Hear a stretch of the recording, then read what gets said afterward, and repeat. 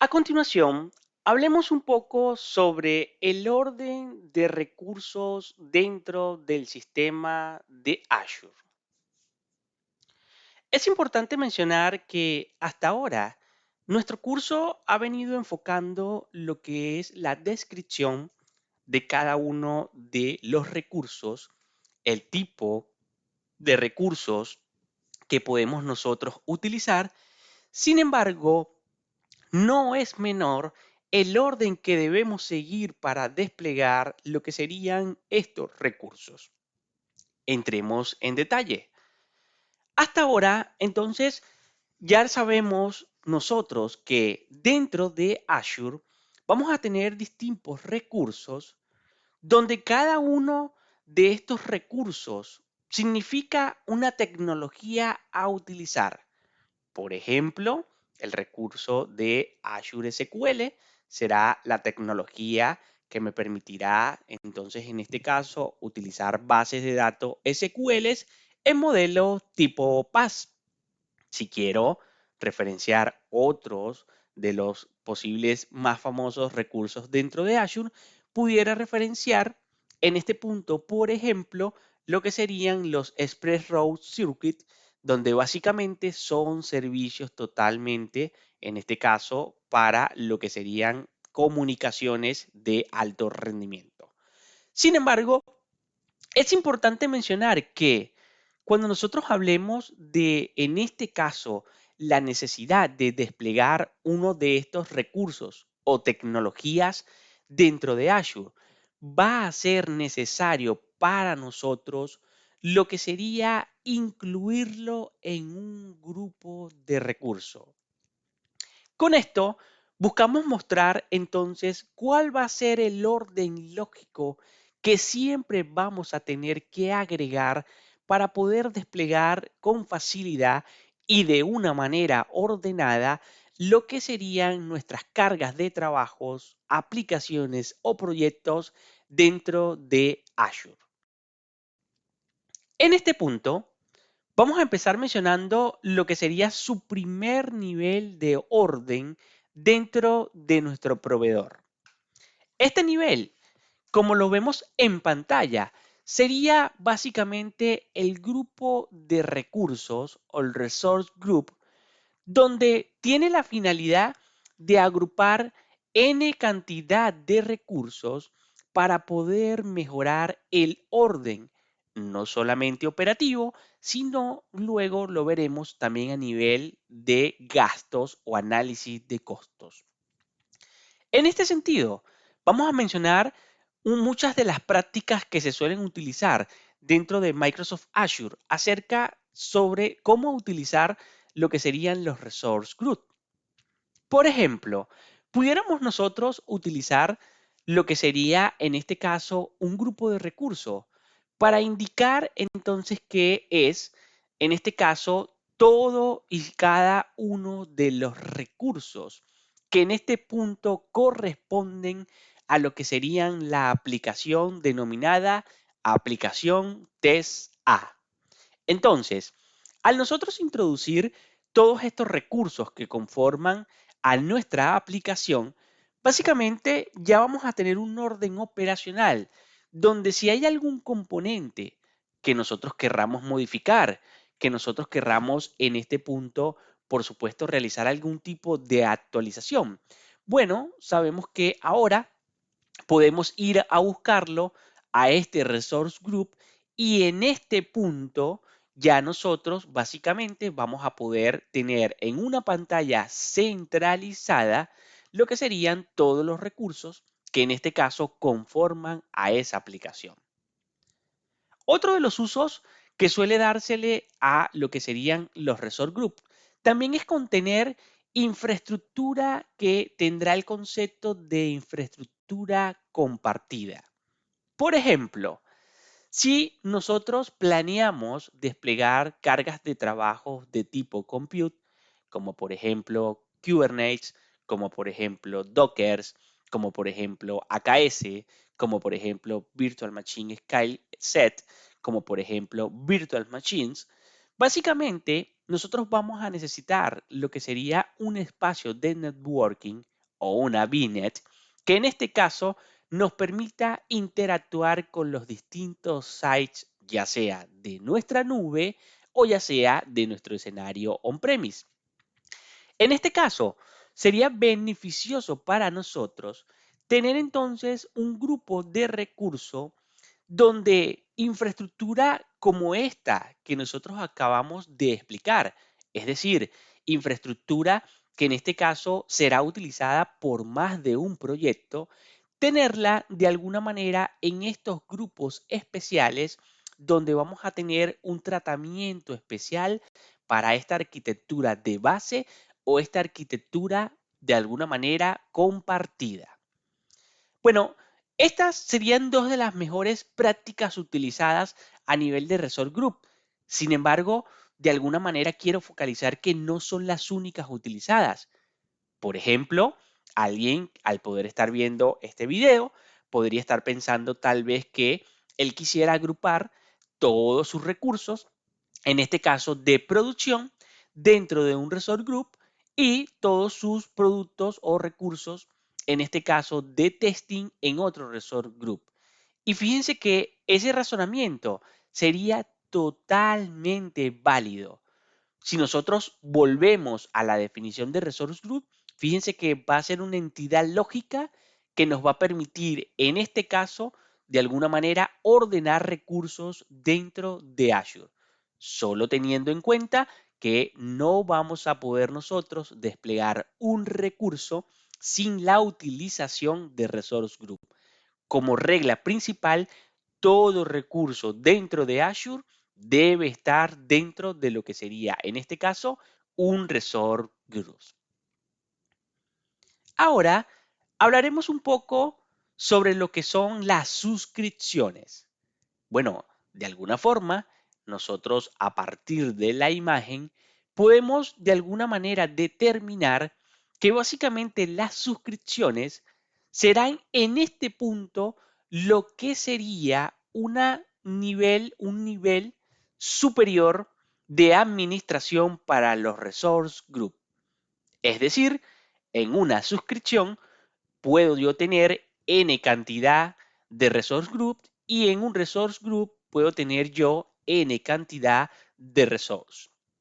Ahora, algo interesante de explicar con las suscripciones es el tema de límites.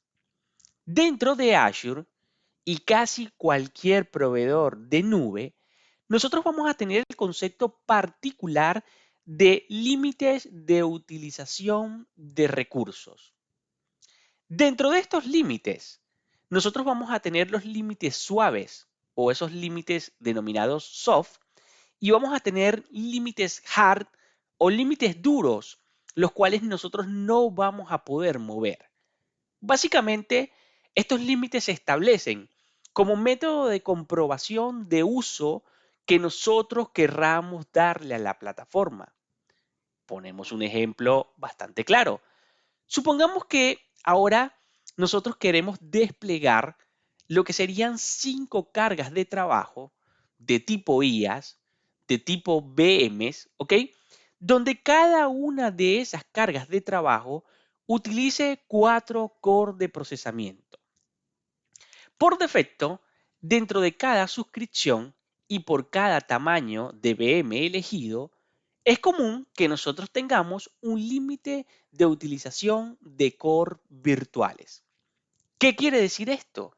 ¿A qué me refiero con esto?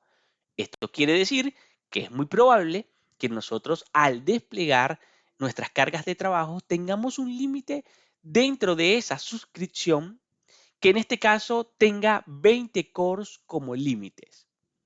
Si nosotros volvemos a nuestro caso de uso, necesitamos desplegar 5 máquinas con 4 car cada uno. Fíjense que podríamos desplegarlas sin ningún tipo de problema al tener este límite. Pero ¿qué pasaría cuando nosotros intentemos desplegar nuestra sexta máquina? Es allí cuando vamos a recibir un error de lo que sería en este punto nuestro despliegue, indicándonos que hemos superado el límite de core virtuales para la suscripción. En este punto, nosotros vamos a determinar que este límite es un límite de tipo soft. Y es que en este caso, nosotros vamos a poder aperturar un caso de Microsoft donde la resolución de este caso es casi automática, solicitando el aumento de cores virtuales. Fíjense que de alguna forma hasta este punto nosotros pudiéramos determinar que básicamente Microsoft en este caso, y Microsoft Azure para ser bastante específico en este caso, determina que la forma que tiene de chequear que realmente ese usuario quiera acceder a ese costos de 6 máquinas virtuales trabajando en la nube es precisamente mediante lo que sería el ticket de aumento de límite para desplegar más máquinas. ¿Ok? Entonces, en este caso, por supuesto, nosotros vamos a tener la posibilidad de poder de alguna manera aumentar ese límite, dado que este límite es reconocido como un límite soft. Por supuesto, nosotros en lo que es el material de apoyo para esta clase, referenciamos a lo que es precisamente la página de Microsoft oficial que nos permite conocer a detalle el límite de cada recurso dentro de una suscripción. Ahora, ¿qué sería lo interesante de analizar de un límite tipo hard? Un límite que el cual nosotros no vamos a poder cambiar. En este caso, vamos a tener acotación lo que sería el límite para los SQL Server tipo PaaS. Dentro de Azure, nosotros vamos a tener el límite de 20 servers desplegados con un límite tipo hard. Eso significa que al nosotros llegar a esos 20 servidores de tipo SQL, no vamos a poder desplegar un servidor 21. Y fíjense que, a diferencia del caso de los core virtuales, nosotros no vamos a poder aumentar este límite. Es allí cuando les mencionaba que nuestra administración se hace un poco más interesante. En este caso, se suele seguir lo que sería entonces la pequeña modificación o la manera de trabajar operacionalmente en base a suscripciones. ¿Qué significa esto? Yo les conversaba al principio de esta clase que precisamente en este caso nuestro servicio, nuestra suscripción es realmente la entidad a la cual van a estar atadas en este momento esos límites. Eso quiere decir que entonces si yo, por ejemplo, volviendo a mi ejemplo número uno, a mi caso de uso número uno, realizo el aumento de cores virtuales dentro de lo que es la suscripción de tipo A, ¿ok? O la suscripción denominada A, pues básicamente esos límites fueron afectados en esa suscripción. Por lo cual, si yo, por ejemplo, intento desplegar ahora 6 máquinas de 4 core virtuales en una suscripción B, yo también tendré que aumentar en este punto cada uno de esos límites que yo necesite aumentar. ¿Ok? Ahora, ¿cómo en este caso podría ser esto beneficioso para nosotros? Bueno, fíjense que en el caso de tener límites de tipo hard, bueno, nosotros podríamos aplicar una distribución la cual nos permita trabajar con suscripciones separadas y esto básicamente quiere decir que si yo necesito desplegar 20 SQL Server más, básicamente yo deberé ejecutarlo en una suscripción diferente, ¿ok? Por supuesto, en este punto, nosotros pudiéramos discutir un poco acerca de si realmente es necesario que nosotros despleguemos más de 20 SQL servers. Por algo, Microsoft lo cataloga como límite hard porque sabe que según sus casos de uso estudiados, muy difícilmente los clientes en este caso, lleguen al tope de utilización de ese producto o de ese límite, ¿ok? Sin embargo, lo vamos a ver más adelante. Hasta ahora nos conviene de alguna manera centrarnos en lo que es la administración y el orden de los recursos. Continuamos. En este punto, entonces, es interesante mencionar que la mejor práctica utilizada para lo que son las suscripciones es utilizarlo como metodología de ciclo de vida de las aplicaciones. ¿Qué quiere decir esto? Bueno, básicamente, esto quiere decir que las empresas, dentro de lo que es su operatividad, suelen crear, por ejemplo, lo que sería en este caso una suscripción de desarrollo, una suscripción de testing y una suscripción de producción. ¿Ok? Fíjense entonces cómo nosotros traspolamos lo que sería ese ciclo de vida de una aplicación, esa administración basada en ese ciclo de vida, al nivel de suscripciones. Digo que en este punto es la mejor práctica sugerida por Microsoft, porque vamos a descubrir ahora un concepto bastante interesante, el cual es, en este caso, si nosotros seleccionáramos esta suscripción A para ser de alguna manera utilizada como suscripción de desarrollo, Microsoft nos ofrece ventajas de poder utilizar estas suscripciones para este tipo de cargas de trabajo. Estas ventajas normalmente vienen dadas por un costo menor de los recursos. Eso quiere decir que si yo, por ejemplo, despliego una máquina virtual de 4 cores en desarrollo, en una suscripción de Dev and Test, y despliego esa misma máquina en una suscripción de producción, voy a observar cómo en la suscripción de desarrollo, esa máquina tiene un costo de hasta 50% menor a la máquina de producción.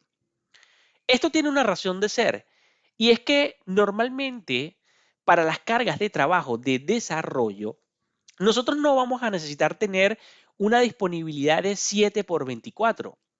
Es muy probable que de hecho nosotros esas cargas de trabajos solamente las trabajemos en horarios puntuales. Tomemos como referencia el horario de oficina. Tal vez en una empresa que trabaja de 8 a 6, a nosotros nos convenga solamente tener esas máquinas virtuales, yéndonos bastante focalizados a ese caso de uso, solamente encendidas desde las 8 de la mañana, tal vez hasta las 8 de la noche. Fíjense cómo en ese periodo del tiempo es cuando realmente nosotros vamos a necesitar esas máquinas, ¿ok? Por lo cual, si en algún momento esas máquinas estuviesen no disponibles, esas máquinas estuviesen funcionando lento, esas máquinas realmente no estuvieran habilitadas para su uso, pues esto, aparte por supuesto de tener lo que sería un recargo de trabajo, un atraso de trabajo, realmente no impactaría a la empresa en cuestión de productividad. En este caso, productividad asociada a sus servicios que generan dividendos. ¿Ok?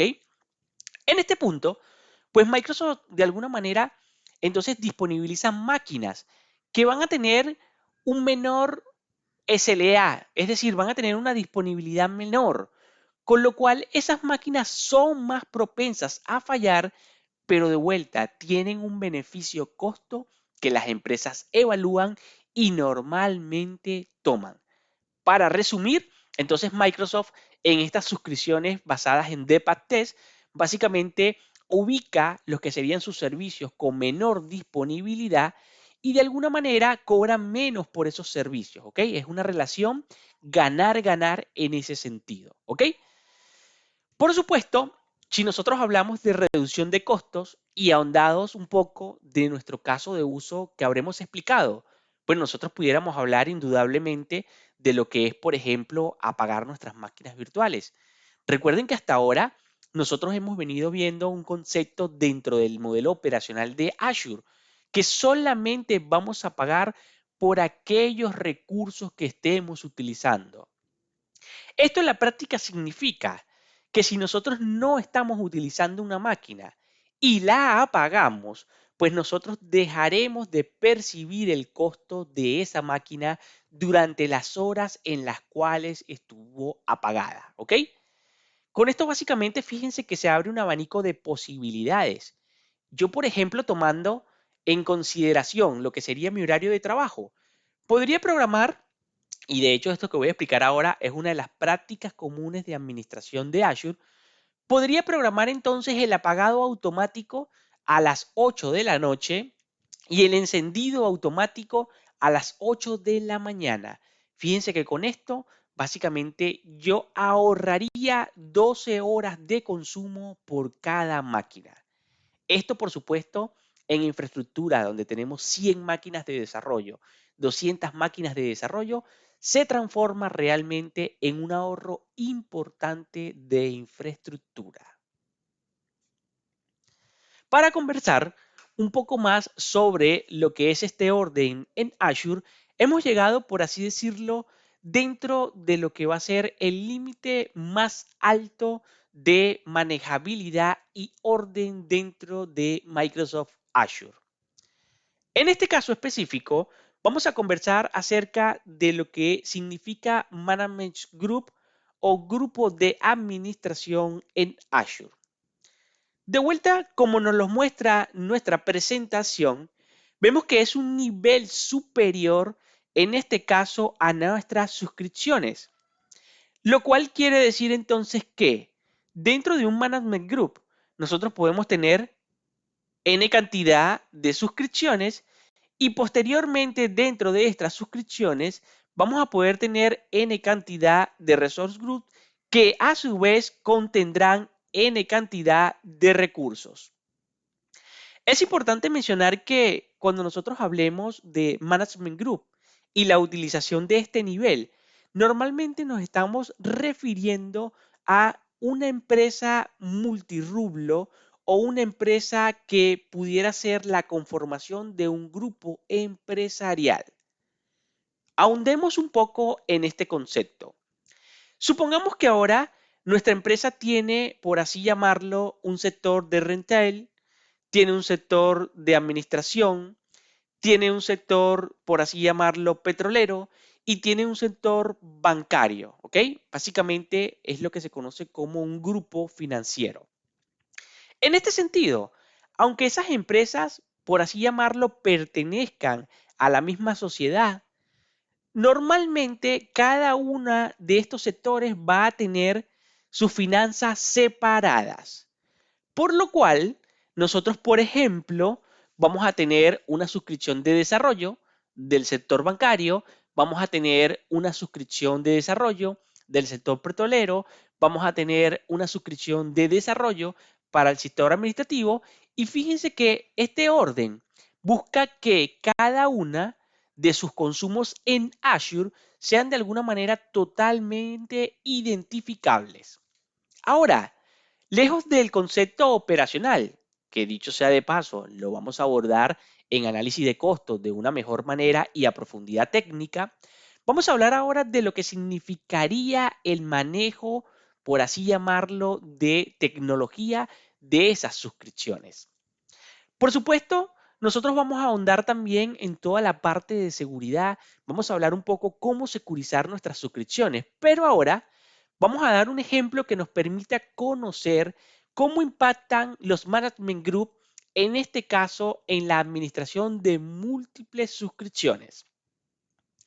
Hemos mencionado nosotros que, por ejemplo, nuestra suscripción de desarrollo sería de alguna manera ventajoso utilizarla debido a que sus costos van a ser en promedio mucho menores que en un ambiente o suscripción de producción.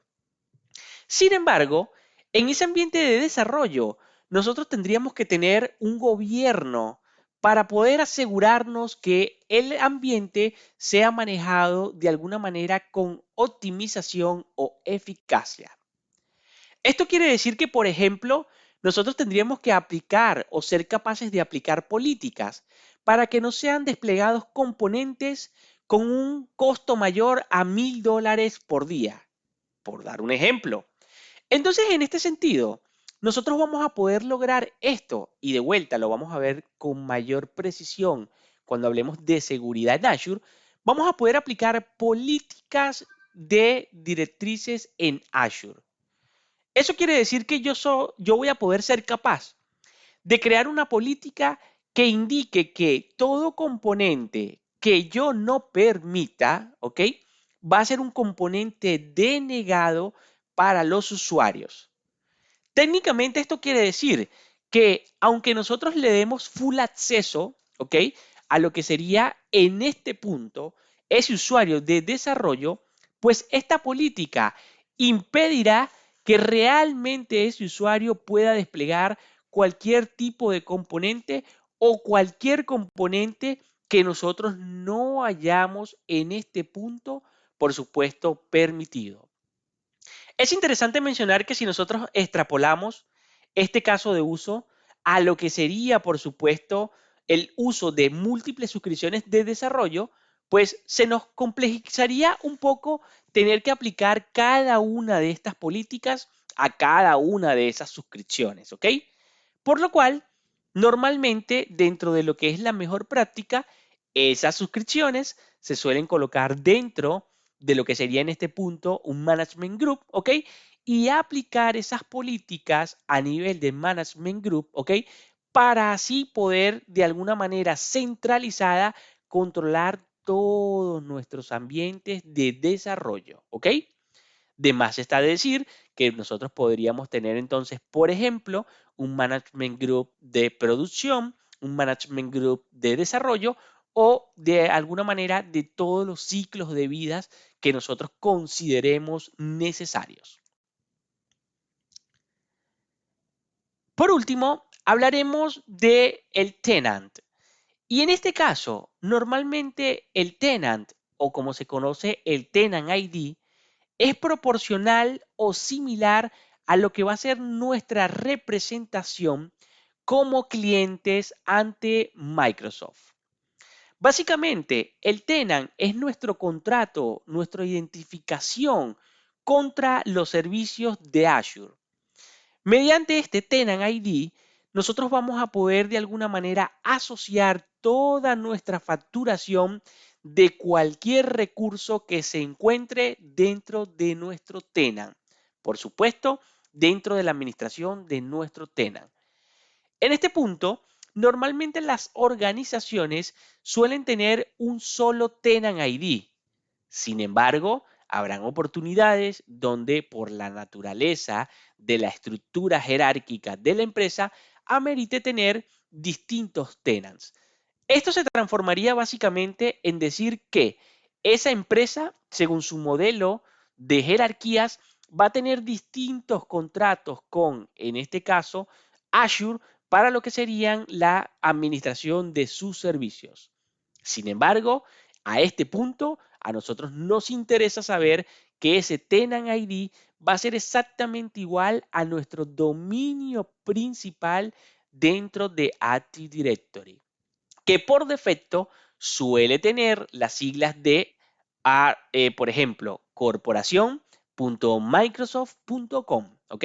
Siempre el nombre que nosotros destinemos a ese tenant, luego .microsoft.com. Por supuesto, luego nosotros podemos personalizar lo que sería, en este caso, ese servicio o ese DNS, colocar empresa.com, empresa2.com, empresas3.com, ¿ok? Sin embargo, el nombre del tenant es bastante interesante de analizar. Lo veremos, por supuesto, más a detalle cuando hablemos nosotros de lo que es la administración de autenticación dentro de Microsoft Azure. Hasta ahora dejaremos nuestro capítulo en este punto.